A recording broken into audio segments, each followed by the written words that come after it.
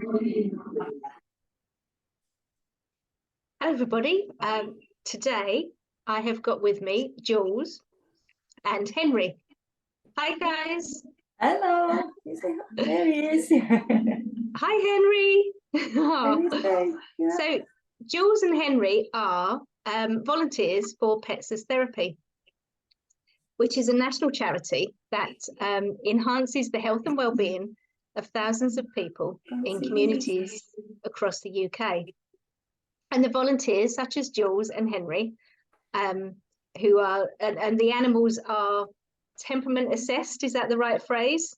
Assessed, yeah. Temperament being one part of it. Yeah. So they go in and they visit establishments such as schools, care homes, hospitals, hospices, and even prisons. And they go in and share their therapy. So Jules, tell us why do you and Henry, how does this work? What happens when you visit? When we visit, it's absolutely amazing the effect it can have, the positive effect it can have on the people that we're visiting. Faces literally light up when Henry walks in. Nothing to do with me, it's all Henry. Their faces light up. He's quite often surrounded by at least 20 people who all want to stroke him and pet him. And as you know, it's been medically proven that stroking an animal can enhance your mood and can, excuse me, oh, Jackie, I've lost it. It's fine. Okay. It's fine. Will you cut that bit out, or no, it's fine. Just tell us about the benefits. That's fine. Research is doing an interview without having a dog on your lap as well. I'm sure. He's very warm. He's very warm. Got very warm belly. But research has shown that stroking an animal can reduce cortisol, which is the stress hormone. Interaction with an animal can increase your mood and the feel-good factor, and apparently it produces the same hormone that bonds mothers to babies. Apparently, can lower blood pressure, and also I've literally seen, it really does boost mood and stress levels in people. It's just I feel very privileged, because I see people that, sitting there and their faces do literally light up when Henry walks in. And something as simple as just stroking him, literally you can see people just calming down, and it's like, yeah, we'll just sit and have 5 minutes or whatever, just stroking him. So yeah, definitely positive effects are obvious when I go, which I just love the fact that he can do that with people. And why Henry? Tell me, how did you and Henry meet? Well, long story short, I had a next door neighbour called Harry, and Harry was a lovely gentleman. I miss him dearly, and when he passed away, he left me some money.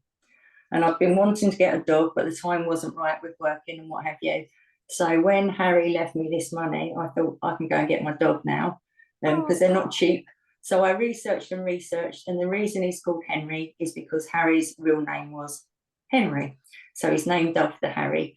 But yes, did a lot of research, because, there's some terrible kennels and breeders out there, but we researched, and I got him from Billericay, a breeder out there. It was a bit of a funny experience. He was one of 5, and we sort of handled all the puppies, but he was the one that settled best on me. And it was kind of just a thing. I think they definitely do pick you to a degree as well. But that was it. Yeah, went away. He's a cockapoo. Cockapoo. Yeah, Mum's a Cocker Spaniel. Dad was a great big, the great big poodle. Oh, okay. Not a toy poodle. I can't think what they're called, like the big poodle. I don't know if it's the standard poodle. Oh, okay. It's okay. So, and how did the volunteering thing come about? I'm guessing you didn't say, "Oh, I'm going to get a dog and volunteer." I just I'd been wanting to get a dog for a while. So that was lovely. It coincided with me retiring from work, so I knew I'd be able to give him the time. And he was fairly young, maybe 8-9 months old. And on one of my walks, I met a young family. There was a dad and mum with a little one in the buggy. and there was a little lad walking along. Henry walked up to him. The little lad sat down, literally sat there stroking to Henry and making noises. And I looked over and the dad was in tears. And he said to me, the little boy's got autism and other things on the spectrum, doesn't engage with anybody, not the parents or grandparents. They'd been thinking about getting a dog because they'd heard of the benefits it can have. And he said, oh, seeing, you know, his son with Henry like that, made their mind up to get a dog. The only thing is I've never seen them since. So I'd love to know if they got their dog and if it had a real positive effect on their son's well-being and health. So hopefully they did. But yeah, that was it. And somewhere I'd heard about therapy dogs. So I did a bit of research, phoned up, said I'd like to, you know, become a volunteer. And they said, oh, well, you know, you have to have an assessment, be checked. The dog has to have an assessment. And he says to me, what breed of dog have you got? So I said, oh, it's a cockapoo. So he said, oh, they're normally a bit scatty. And as he said it, he said, oh, no, he said, to be fair to you, come along for the assessment. And off we went and had our assessment. And he said to me afterwards, Henry's the calmest cockapoo he's ever met. And he is generally pretty calm until someone knocks at the door. But I honestly think Henry has got this affinity with people, whether it's mental health issues, learning difficulties, on the spectrum, wherever, lonely, quiet. He would just sit there, look at you with those eyes, and people fall in love with him. So again, I feel very privileged and proud to have him. But some of the credit has to go to you, because as soon as I met you, because we only met a few weeks ago, as soon as I met you, your energy is just beautiful. and it was just like, yeah, I'm going to interview her for my community. I think, again, because you met me in one of the places we visit, and I just absolutely love my Monday mornings where people say, oh, it's Monday again. I love it because that's the first group I go to in the week. And again, a lot of the people there are maybe elderly and now on their own. And it's just nice getting to know them. You start building up sort of relationships and friendships with them. And, you know, they'll tell you things, how they're feeling sometimes. So that's nice. And I just find it really interesting talking to all these different people. You know, they've all had a life, they've all been young, the career paths that they went down, how that's affected them and their health sometimes. But yeah, it's just a very nice, I love my Monday mornings. So you said you had assessments and stuff. I'm guessing you have a certain amount of training and things to do? Well, a lot of it, again, online. So initially, you have your DAB check. Henry had to go through an assessment and various things they did. And the other thing you have to be aware of, it's all things like if you are going into care homes, you know, you've got to make sure your dog's not going to jump up at anybody, particularly if someone's maybe a bit older, because their skin can be very fine. Yeah. So you've got to ensure that your dog's not going to sort of all of a sudden, you know, go crazy and start barking and running off or doing random things. So he passed all that. And then I've done some online, like, safeguarding programs, exercises, that sort of thing. And we have to be checked regularly. So, yeah, about every year we just have another little assessment. I suppose, again, they're gauging whether you're going to go on to carry on volunteering and just keeping everything up to date with safeguarding and policies like that. Well, it's good because, like you say, most of the people you're visiting are vulnerable people anyway, aren't they? Yeah. So, it's good to know that it's all, you know, safe and. Another group I go to is adults with learning difficulties, and again, you know, they've all got different. I won't say problems, but just the way they are. And again, you've got to have a dog that can be very calm, because sometimes they're not. Sometimes the guests at the places are not, and you know, you've got to be aware of your own safety and the dog's safety as well. But we've never had anything untoward happen. So Henry's always behaved himself. Yeah. I do try as well. Yeah. That's good to know. So, I mean, what would you say is the best thing about your volunteering with Henry? Just the way people respond. And I've had another story is I was visiting before COVID. It was again a group with adults with learning difficulties. And one of the ladies, she had Down syndrome and learning difficulties. And, you know, she used to make these funny noises when we walked past, which weren't particularly friendly, but it was fine. And the weeks went on and went on. And week by week, she started coming closer towards me and Henry.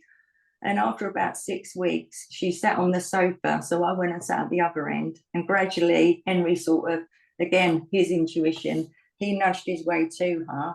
Then he was sitting there with his head on her leg. And she started stroking him. And then started telling me that it was his dog. And the dog was called, I can't remember the name. But it actually turned out that when she was little, she did have a dog named the name that she told me. So it was almost like, in a way, she'd gone back and she started remembering things. And after that, she was like, we're like best friends, you know. It was like, oh, here comes my dog. And so it was lovely. Because, my dog. Yeah. And it was lovely because she really started opening up. And then she was including more people. You know, if she'd be talking, she would actually join in more with other people, which she hadn't done in all the time she'd been there.